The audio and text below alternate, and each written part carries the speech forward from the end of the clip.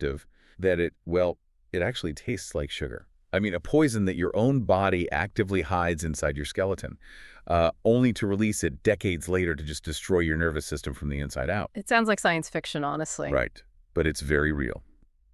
Welcome to today's deep dive. Our mission today for you, the listener, is to crack open this really intense, frankly, slightly macabre textbook on medical jurisprudence and toxicology. Because we are exploring the intricate, stealthy, and sometimes just totally bizarre world of lead poisoning. Yeah, and we are just looking at lead as, a simple heavy chunk of metal. No, not at all. We're looking at how it acts as a systemic biological hacker. Exactly. To truly grasp the threat here, you have to look past the physical metal itself and focus on the microscopic interactions.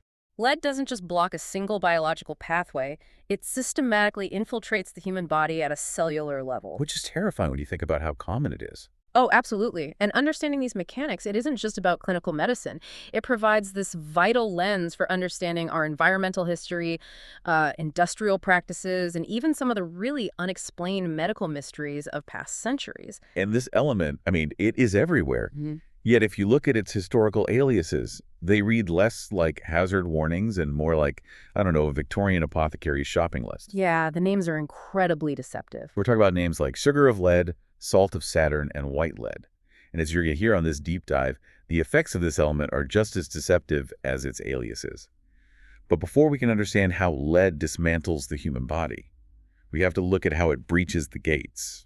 Right. And the fundamental rule of lead toxicity, at least according to our textbook, comes down to a single chemical property, which is solubility. Solubility, okay. Yeah. Pure solid lead is actually less immediately dangerous than its soluble compounds, unless, of course, that pure lead happens to be in a volatile, gaseous state. So wait, if a person were to accidentally swallow a solid, insoluble piece of pure lead, the human digestive tract might simply pass it right through without absorbing a lethal dose. Oh, wow. Okay, let's unpack this. Sugar of lead. That sounds dangerously palatable. Why would a deadly heavy metal have a name that sounds like something you'd sprinkle over a grapefruit? Because the chemical name is lead acetate, and it literally possesses a sweet taste. That is wild. It is. And that characteristic is exactly why it earned those historical monikers of sugar of lead or salt of Saturn. And the source details a whole array of these highly toxic, completely soluble lead salts. Like what else? Well, there is lead oxide, which goes by the names litharge or mudrasang. Yeah. You have lead carbonate, commonly known as safida or white lead. Oh, right, the white lead. Yep. Then there is lead tetroxide, which is recognized as red lead or vermilion or cinder. And then there is yellow chrome, which is lead chromate. They sound like art supplies or baking ingredients. They certainly do not sound like lethal poisons. What's fascinating here is how these everyday-sounding compounds act as molecular infiltrators. Because once they dissolve and slip past the body's initial mucosal defenses, their primary biological effect is just immediate and systemic. What do they actually do?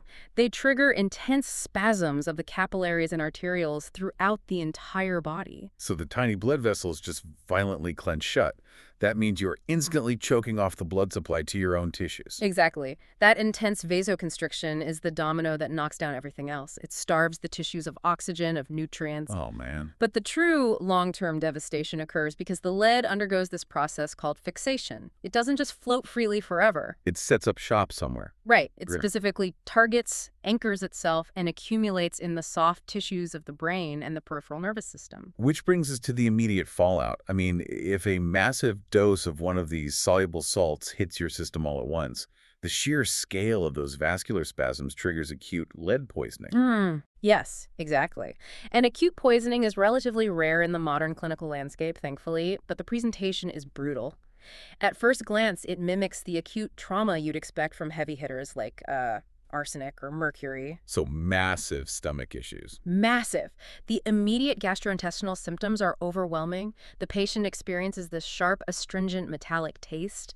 Their throat becomes bone dry, accompanied by intense thirst, severe nausea, vomiting, and a radiating colic-like pain across the entire abdomen. But the textbook points out a really gruesome diagnostic twist here, which I found fascinating. Because with severe arsenic or mercury poisoning, the body's reaction is usually violent diarrhea, right? Like it tries to purge the irritant. Exactly, it wants it out. But lead does the exact opposite. Because it essentially paralyzes the smooth muscle of the intestinal tract, it causes severe obstinate constipation. Everything simply halts. It just shuts down. Right. And because of the chemical reactions happening inside that paralyzed gut, the stool becomes black and highly offensive. Yeah, that black coloration is a direct chemical signature. The lead reacting with the natural hydrogen sulfide in the digestive tract forms lead sulfide. And meanwhile, the body's renal plumbing shuts down alongside the digestive tract. So the kidneys fail too. Yep, urine output is severely suppressed as the kidneys struggle under the toxic load. But the detail that really stands out about that abdominal colic is how it reacts to physical touch. The text explicitly notes that this agonizing stomach pain is actually relieved by pressure. Which is so unusual. Right. Because normally, if you have a patient with severe abdominal trauma or a ruptured organ, pressing hard on their stomach is the last thing you want to do. Yeah. I mean, they would scream in agony. But with acute lead colic, applying heavy pressure to the abdomen actually provides relief. And that counterintuitive pain response is a classic diagnostic marker for physicians. It helps them separate lead colic from, say, appendicitis or a perforated ulcer. And if the patient actually survives this initial gastrointestinal onslaught, the systemic effects take over. They suffer from intense leg cramps, severe joint pain known as arthralgia, debilitating headaches, drowsiness, and eventually just paralysis of the limbs before total collapse. And the fatal doses are shockingly small, aren't they? Incredibly small. For completely absorbed lead, the fatal threshold is estimated at just 0.5 grams. Half a gram. Yeah. For lead acetate, that sweet-tasting sugar of lead, it is roughly 20 grams. Lead carbonate is around 4 grams, and death can follow in a mere 2 to 3 days. That is remarkably fast. It is. And postmortem examinations reveal severe gastroenteritis, with the stomach lining severely congested and literally eroded in patches. So the standard acute reaction is this painful, grinding assault on the digestive tract and the kidneys. But then the textbook introduces this terrifying outlier, tetraethyl lead. Ah, yes, tetraethyl lead. If standard acute lead poisoning is a slow, muddy ground assault that gets bogged down in your gut, tetraethyl lead is a lipid-soluble ghost. I mean, it ignores the stomach, walks right through the blood-brain barrier, and detonates directly inside your central nervous system. That lipid solubility changes the entire mechanism of action. Because it dissolves so easily in fats, it bypasses those digestive delays entirely. So no stomach ache. Exactly. In these cases, those severe gastric symptoms, the colic, the black stool, the constipation, they are either completely absent or very slight. Tetraethyl lead launches a direct, unimpeded assault on the brain, causing a condition known as lead encephalopathy. And the lethality scales up exponentially here. I mean, we were just talking about 4 grams or 20 grams for a fatal dose of other lead salts. For tetraethyl lead, the fatal dose is a mere drop or two. A single drop on your skin can be a death sentence. It's just horrifying. What does that even look like clinically? The symptoms are purely neurological, reflecting that direct brain assault. Patients experience blinding headaches, severe sleeplessness, and visible, totally uncontrollable tremors of the eyes, the mouth, and fingers. Just completely short-circuiting the nervous system. Right. And this escalates rapidly into vivid hallucinations, extreme physical excitement, delirium, apathy, and violent convulsions. And even if a patient somehow survives that initial neurological storm, they're frequently left with permanent mental alterations or profound insanity. It really is the stuff of nightmares. But our source makes a point to emphasize that acute poisoning, as dramatic and terrifying as it is actually the exception. The true insidious menace of this element is how it plays the long game. The slow, creeping accumulation. Exactly. What the text calls chronic poisoning or plumism. Yeah, plumism is where lead transitions from an acute poison to a generational public health crisis. The sheer variety of exposure points detailed in the text is staggering. Historically and currently, it just permeates industry. Where are people encountering it the most? Workers ingest and inhale it during typesetting, plumbing operations, battery manufacturing, and when glazing pottery. They're exposed during smelting, diamond cutting, file making, shipbreaking, and especially while working with commercial paints and dyes. But it isn't confined to industrial factories either. The text outlines domestic exposure happening right inside the kitchen. Chronic poisoning occurs from storing ghee, clarified butter in specific types of tins, or cooking daily in tinned vessels, or simply drinking water that has been slowly flowing through old lead plumbing. And the human body is simply not equipped to process this slow daily intake. When lead enters your bloodstream in tiny sublethal amounts over months or years, the body cannot excrete all of it. So where does it go? Instead, it desperately tries to sequester the toxin away from your vital organs. It specifically targets the skeletal system, depositing the lead directly into your bones. Here's where it gets really interesting and, frankly, incredibly sinister. It is like your body opens a toxic savings account. Think about your own skeleton for a second.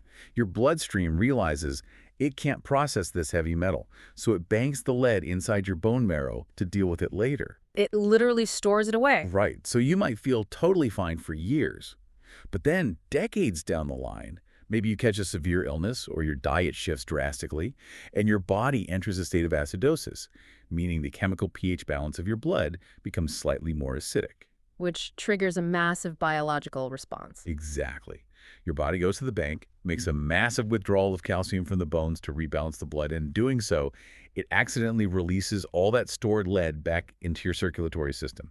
You end up fatally poisoning yourself, sometimes 20 years after you last touched a piece of lead. That mobilization mechanism is devastating. You are literally carrying your own poison reserve. And because the accumulation is so gradual, the physical signs of plumbism are incredibly subtle at first. What are the early warning signs? One of the earliest and most consistent clinical signs is a severe facial pallor, particularly noticeable around the mouth.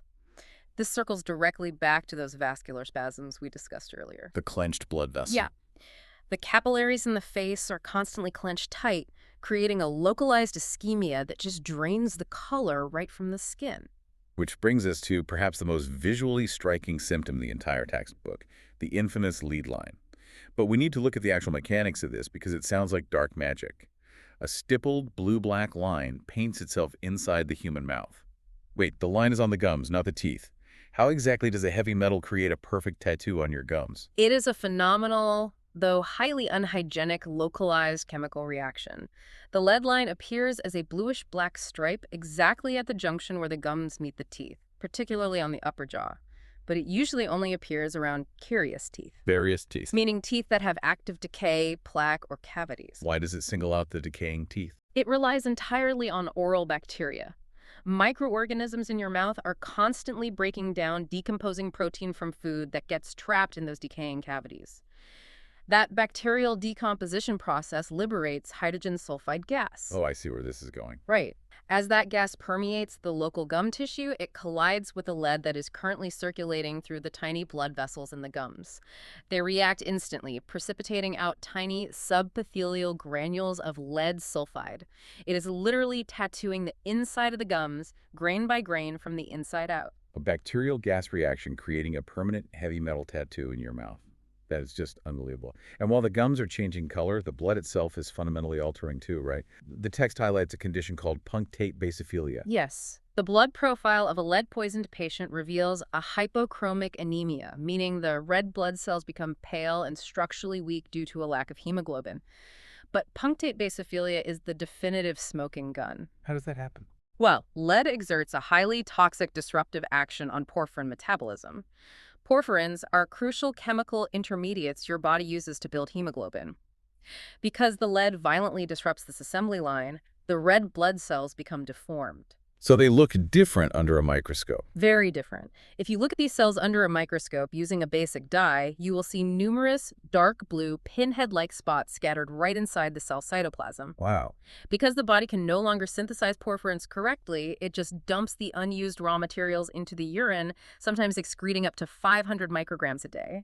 For a toxicologist, finding more than 200 of these stippled, spotted cells per cubic millimeter of blood is a definitive, undeniable marker of plumbism. And as this toxic savings account continues to leak into the bloodstream, the nervous system begins to structurally fail. The text details how chronic plumbism leads to peripheral paralysis. Yeah. It's only seen in a fraction of cases, like less than 10%, but the mechanics of it are fascinating and devastating. Patients develop what is known clinically as wrist drop or foot drop. This specific paralysis usually targets the extensor muscles of the wrist or the peroneal muscles down the lower leg. It is not just a temporary numbness. The lead causes actual physical degeneration of the nerve fibers and subsequent atrophy of the muscle tissue. It's actually destroying the connection. Yes, on a biochemical level, lead violently interferes with the resynthesis of a molecule called phosphocreatinine. Your muscles absolutely require phosphocreatinine as a rapid energy reserve to contract. Without the ability to rebuild that energy molecule, the muscles simply power down and waste away. And the collateral damage extends to every major system. That constant vascular constriction forces the heart to pump harder, causing severe hypertension and a hardening of the kidneys known as arteriosclerotic nephritis. And the reproductive effects outlined in the text are tragic. They really are. It triggers severe menstrual disorders and sterility in both sexes. But the most targeted damage happens during pregnancy. Lead exerts a direct toxic action on the trophoblastic epithelium. The trophoblastic epithelium is the critical layer of outer cells that provides nutrients from the mother to the developing embryo. By directly attacking and choking off that vital biological supply line, lead induces severe uterine contractions. Which leads to miscarriage. Yes. This inevitably leads to spontaneous abortion or the delivery of a dead fetus. It is a complete systemic biological failure that masquerades as a dozen different unrelated diseases. Things like general weakness, anorexia, dyspepsia, vertigo, and chronic irritability. So what does this all mean for a treating physician? I mean, if you are looking at a patient whose body has been systematically hacked on a cellular, vascular, and skeletal level, how do you fight back? Our source details several medical countermeasures, and they vary wildly depending on the type of exposure. The therapeutic approach is entirely dictated by the timeline. Are you dealing with a fresh, acute strike in the stomach, or are you trying to manage the chronic fallout of that toxic savings account? Let's start with the acute strike. For an acute oral ingestion, the immediate priority is neutralizing the poison before the gut can absorb it. Physicians will rapidly wash out the stomach using a 1% solution of magnesium or sodium sulfate. Which isn't just about physically flushing the stomach out like a pump, right? It is a targeted chemical counterattack. The sulfate in the wash reacts with the soluble lead to form lead sulfate. And as we learned in the fundamental rule earlier, lead sulfate is insoluble. Exactly. The body cannot absorb it. You are chemically neutralizing the weapon inside the gut before washing it away. Concurrently, they administer morphine and atropine to relax the smooth muscle and relieve that agonizing colic, while keeping the bowels actively moving to expel the newly formed, insoluble lead. But chronic poisoning requires a completely inverted strategy, doesn't it? It does. In cases of severe chronic toxicity, the safest immediate move is actually to intentionally force the lead deeper into the bones. Wait, forcing the lead into the bones? Adding to the toxic savings account sounds like medical malpractice. How does actively helping the poison hide inside the skeleton save a patient's life? It is a desperate, temporary triage measure. When the lead levels in the blood and brain reach critical encephalopathic levels, the immediate threat is total neurological collapse. Doctors will prescribe a diet rich in milk, heavy calcium salts, and vitamin D. To build bone? Right. This biological cocktail actively favors the rapid deposition of circulating lead into the skeletal tissue. You lock the monster in the basement so it stops destroying the control room of the brain. But eventually you have to get it out of the basement. You can't leave it there forever. That is where the long-term extraction phase begins, utilizing chelating agents. Drugs like calcium EDTA and BL, which stands for British anti-leucite. What do those do? These complex molecules are introduced into the bloodstream where they act like chemical claws. They grab onto the lead stored in the tissues, bind it into an inactive water-soluble complex, and safely carry it out of the body through the kidneys and urine. That's incredible. For extended control during a patient's convalescence, physicians might use a daily oral administration of penicillamine to maintain a slow, steady extraction over months. Speaking of chemical extraction, I have to bring up the most astonishing countermeasure in this entire textbook. We talked earlier about tetraethyl lead, the lipid-soluble ghost where a single drop on your skin can cross the blood-brain barrier and kill you. Right, the really dangerous one. The official treatment for spilling commercial tetraethyl lead on your skin is to scrub the area with kerosene. You have a strict 15-minute window. If you scrub the skin with jet fuel within 15 minutes, it quantitatively dissolves and removes the neurotoxin. It really highlights just how alien the chemical properties of these organic lead variants are, and that bizarre, unpredictable nature bleeds directly into the forensic and medical legal history of lead. How so? In the eyes of medical jurisprudence, acute lead poisoning is almost never homicidal. It is too slow, too unpredictable, and the symptoms are far too weird to be a reliable murder weapon. Therefore, lead poisoning is almost exclusively an accident of commerce, misguided medicine, or environmental contamination. Yeah, the textbook lists a series of medical legal case studies that are just heartbreaking, and they show how intimately this poison was woven into daily life. You have the classic, tragic cases of children quietly developing encephalopathy from eating the sweet-tasting, flaking paint off their own cribs or toys. It's awful. But then you have historical accounts of quack doctors prescribing litharge, lead oxide, Yeah. as a miracle remedy for syphilis. They were essentially treating a bacterial infection by inducing heavy metal nerve degeneration. If we connect this to the bigger picture, these medical legal anomalies reveal something profound about human history. Lead intersects deeply with culture and cosmetics. Well, for sure. The text documents numerous cases of married Hindu women suffering severe chronic lead poisoning simply from the daily continued application of vermilion or cinder to the parting of their hair, completely unaware that the brightly colored powder was heavily laced with red lead. That's so tragic. And there are dark chapters documenting the use of diachylon paste, a substance containing lead oleate, which desperate women use dangerously and often fatally to procure abortions. The most fascinating forensic anomaly to me involves gunshot wounds. The text notes cases of slow, chronic poisoning happening from embedded lead pellets. Imagine surviving a traumatic gunshot wound, but the surgeon can't safely remove the bullet. It just stays in there. Yeah, the lead missile stays embedded deep in your muscle tissue. You recover and go on with your life. But over the next 20 years, the acidic environment of your own tissue slowly dissolves that bullet, leaching soluble lead into your bloodstream drop by drop until you develop full-blown plumbism decades after the trigger was actually pulled. It perfectly encapsulates the enduring, inescapable nature of the element. We built the infrastructure of our modern world, our plumbing, our paints, our fuel, our cosmetics, and our medicines, using a material that was silently and efficiently hacking our biology. Which brings us to the end of today's deep dive. We have tracked this element from its deceptive entry as a sweet-tasting salt, through the agonizing acute strikes on the digestive tract, and down into the silent, long-term toxic vaults inside our very bones. It is a highly adaptable, patient, and multifaceted threat that uses the body's own circulatory, skeletal, and nervous systems against us. And this raises an important question for you to consider as you look back at the history we've just uncovered.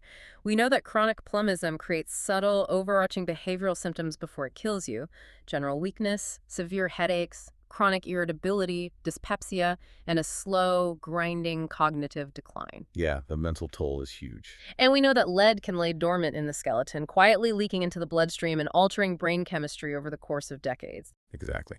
So here's a final thought to leave you with today.